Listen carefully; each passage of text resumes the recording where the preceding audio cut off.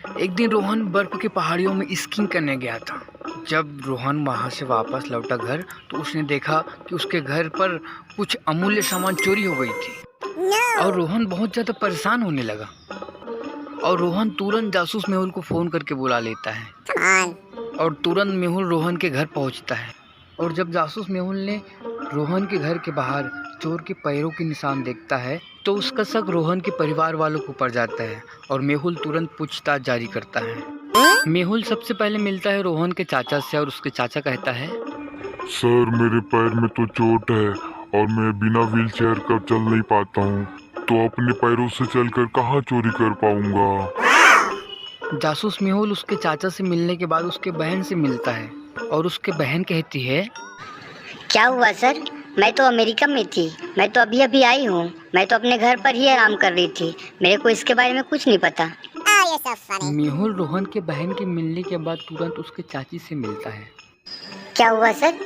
कल हमारा क्रिसमस का त्यौहार है सर, मैं तो अपने घर को सजा रही थी सर, मेरे को कुछ नहीं पता सर।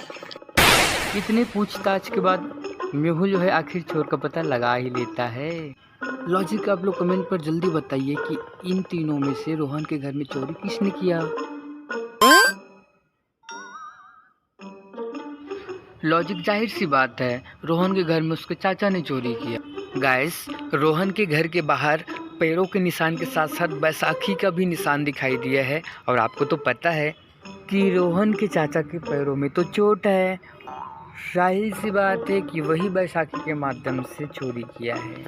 गाइस, प्रयागराज से चलकर लखनऊ जाने वाली एक नौचंदी एक्सप्रेस की बात है। उस ट्रेन में 4 लोग सफ़र कर रहे थे। ये घटना भी उसी दिन का है जिस दिन रोहन के घर में चोरी हुआ। गाइस, ये चारों लोग अपने में फुल मगन थे।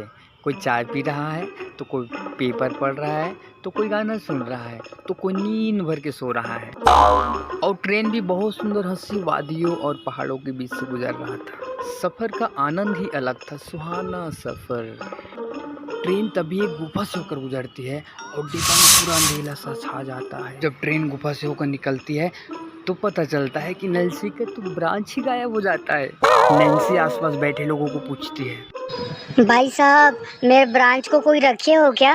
तभी एक भाई साहब बोलता है, अरे मैडम, अपना सामान का ख्याल रखा करो, मैं तो मजे से चाय पी रहा हूँ। एक का सुनते ही दूसरा बोलता है, अरे बाबा, मैं तो सो रहा था नहीं, मैं तो कुछ नहीं जानता नहीं। तभी दूसरा का सुन के तीसरा बोलता है, अरे भैये, मैं तो अखबार पढ़ रहा था, मुझे कुछ नहीं पता जी।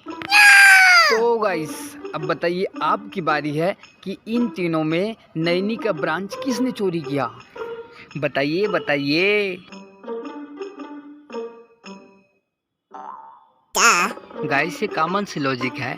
नैनी की ब्रांच वो पेपर वाले आदमी ने चोरी किया, क्योंकि जब ट्रेन गुफा के अंदर गया और बाहर आया तब पता चला कि वो चोरी कर चुका था। और जब जल्दीबाजी हुआ तो वो पेपर उल्टा पकड़ा हुआ है। देख लीजिए, देखिए देखिए देखिए।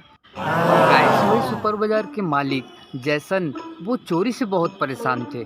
पिछला 3 महीनों में 3 बार चोरी के केस दर्ज करवाए हैं। वही पुलिस जो है चोरों की पता करने में अभी तक नाकामयाब है। तभी जैसन ने जासूस मेहुल को जांच के लिए बुलाया और मेहुल तुरंत जैसन के घर पहुंच जाता है। और क्या था, मेहुल आ गया, अब केस तुरंत सॉल्व हो जाएगा।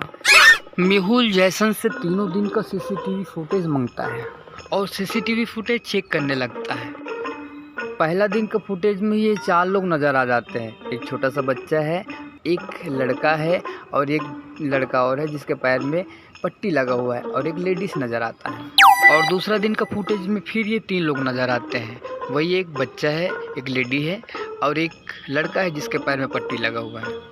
तीसरा दिन के फुटेज में फिर ये 4 लोग नज़र आते हैं और क्या बताएं, वही तो तीनों चारों दिखाई दे रहे हैं। इन तीनों फुटेज को देखने के बाद मेहुल को इन तीनों व्यक्तियों पर शक जाता है। लॉजिक बताइए कि इन तीनों व्यक्तियों में सुपर बाजार में चोरी किसने किया। 1 2 3 4। गाइस, सुपर बाजार का चोरी ये अपाहिज व्यक्ति ने किया। तीनों फुटेज में आप देखे होंगे ये अलग अलग दिनों में अलग अलग पैर पर पट्टी बांध कर आते थे, तो जाहिर सी बात है चोरी इसी ने किया है। और वीडियो को ऐसा लगा आप लोग कमेंट करके बताइए और नए नए वीडियो पाने के लिए चैनल को लाइक और सब्सक्राइब करना ना भूलें। धन्यवाद गाइस।